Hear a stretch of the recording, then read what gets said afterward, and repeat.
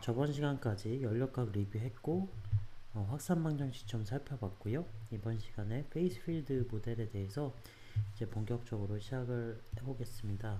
카닐리아드 이퀘이션, 페이스 필드 이퀘이션은 크게 고분의 이퀘이션이 두 개인데 그중 하나, 첫 번째 카닐리아드 이퀘이션이고요. 비선형 확산 방정식이라고 보시면 되겠습니다. 일단 페이스 필드 도입 동기 좀 살펴보겠습니다. 페이스 필드는 예를 들어서 매트릭스가 있고 그 안에 프레시피테이트가 있고요. 여기 다른 색깔로 표시한 인터페이스의 위치를 우리가 알 수 있다면 인터페이스에서 이 매스 밸런스 이퀘이션을 풀면 이 프레시피테이트가 성장할지 아니면 수축할지 아니면 얼마나 빠른 속도로 성장할지 이런 것들을 예측을 해낼 수 있습니다. 이 방법론은 이론의 여지가 없는 굉장히 로버스트한 방법인데요. 문제는 이 인터페이스의 위치를 우리가 알고 있어야 된다는 것입니다.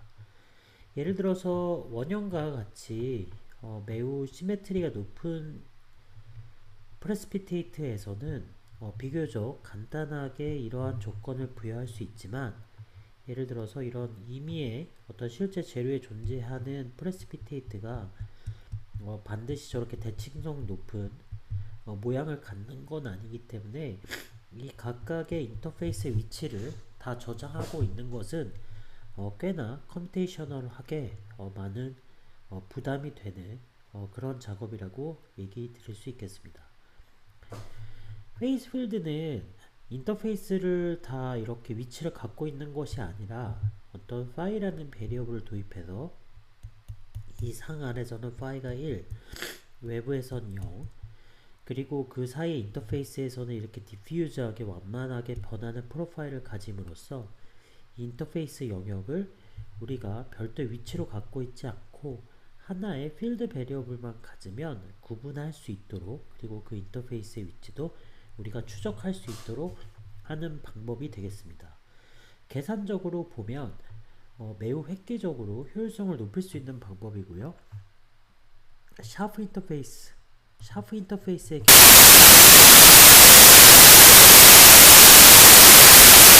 경우에는 필드 베리어블만 갖고 있으면 되기 때문에 페이스 필드를 diffused interface approach 이런 표현으로도 사용합니다. 아니면 유척학에서 얘기하는 레벨 셋 메소드하고도 매우 비슷한 방법이다, 이렇게 보시면 되겠습니다. 페이스 필드는 크게 두 가지 방정식을 푸는데요. 보존장, 예를 들어서 질량이나 질량에서 파생되는 농도와 같은 것들에 대해서 푸는 보존장과, 예를 들어서 그레인 그로스를 푼다고 했을 때 크리스탈로그래픽 오리엔테이션을 나타내는 non conserved order 파라미터에 해당하는 알렌 칸 이퀘이션, non conserved order 파라미터는 알렌 칸 이퀘이션으로 풀고 conserved order 파라미터는 카닐리아드 이퀘이션에서 푼다. 일단 그렇게 보시면 되겠습니다. 그럼 이제 카닐리아드 이퀘이션 어떻게 푸는지, 그 카닐리아드 이퀘이션을 어떻게 푸는지를 살펴보기 전에 일단 유도가 어떻게 되는지를 좀 살펴보겠습니다.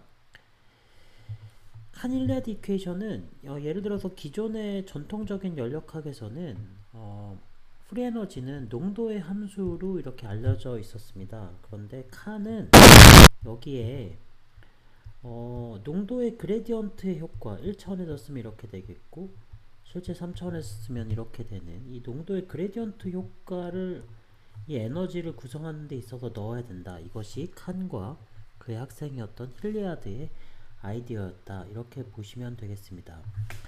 이 세 가지 그림은 예를 들어 이 세 개가 농도가 다 같다고 했을 때 이 경우는 안정된 상황이 됩니다. 주변에서 확산이 없게 안정된 상황이고, 여기 이 경우도 픽스 세컨 로우를 생각해보면 안정된 상황일 수 있어요. 반면에 이 경우는 좀 생각을 해보시면 여기에 원래 농도가 여기여야 되는데 만약 이 상태였다면 농도가 아마도 스테디 스테이트는 올라가야 될 것이다 라는 것을 알 수 있고요. 이것을 판단하는 근거는 주변 농도가 되겠습니다. 기존 연력학은 어떤 공간의 개념을 갖고 있지 않았다면 칸 힐리아드가 이런 공간의 개념을 좀 도입하였다. 그래서 지금 이 상태에서 농도가 과연 안정한 상태이냐 아니냐는 주변의 농도에 영향을 받는다. 결국 이 확장의 핵심은 농도, 원래 프리에너지가 농도만의 함수가 아닌 1개미분, 2개미분, 뭐 이런 것들의 함수다. 여기서부터 확장된다고 보시면 되겠습니다. 기존에는 인터페이스를 다루는 방식이 여러 가지가 있었는데요. 인터페이스라는 것을 다루기 위해서 공간의 개념이 반드시 들어가야 됩니다. 그래서 어, 공간의 개념을 넣는 방법이 이 프레너 자체가 농도의 거리에 대한 1개 미분, 2개 미분 이런 것들에 대한 함수이다. 자, 근데 2개 미분까지는 일단 고려하지 않고 1개 미분, 1개 미분의 제곱 뭐 이렇게 프레너지를 우리가 함수로 넣겠습니다. 이렇게 넣게 되면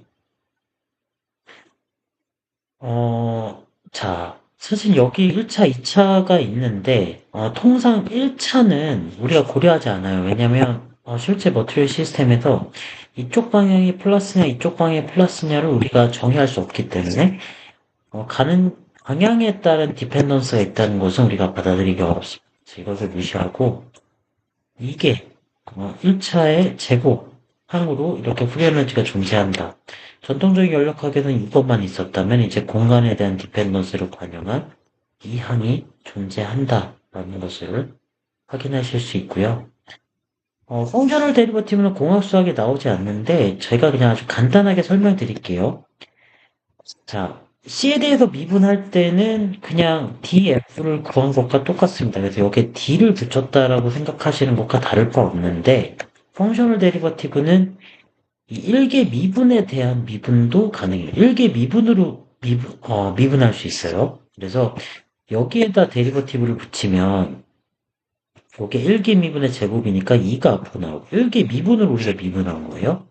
2가 앞으로 나오고 이거는 그대로 있어야겠죠? 그리고 요 미분에 대해서 델타를 붙이고 그냥 D라고 생각하시면 되는데 일단은 그렇게 받아들이셔도 되는데 1개 미분식에 대해서 미분한다 라고 좀 받아들이시면 될 것 같아요.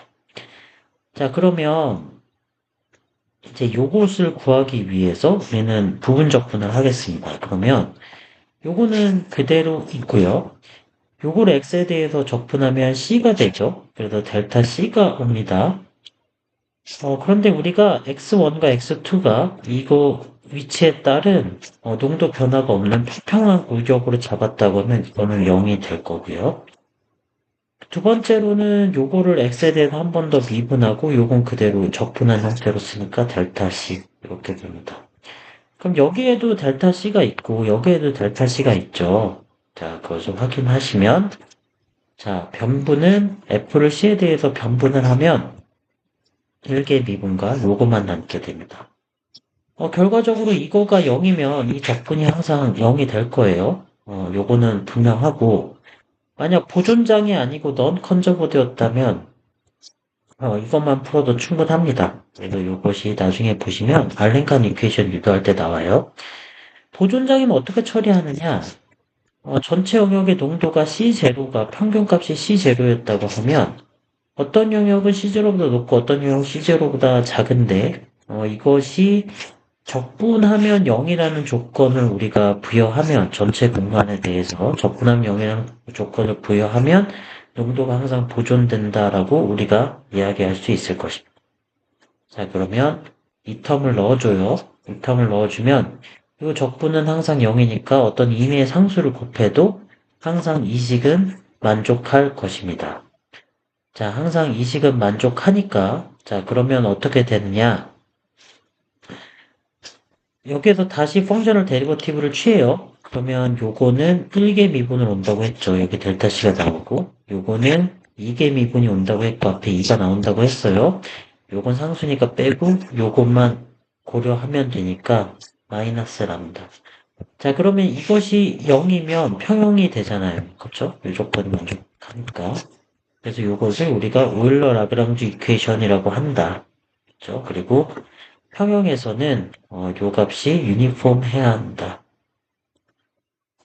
자, 만약 람다가 유니폼하지 않다면 플럭스가 존재하는데요. 그 플럭스는 이러한 플럭스가 존재할 것이다라고 우리가 생각해 볼 수 있고 요 안에 요것을 넣게 됩니다.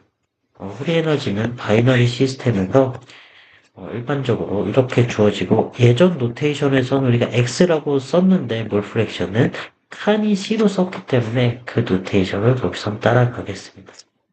자, 그러면 플럭스를 그레디언트를 다시 한번 취하고 1차원에서 그레디에서 미분을 하면 이렇게 주어지고 이것이 1차원에서 칸 힐리아드 이퀘이션 이렇게 보시면 되겠어요.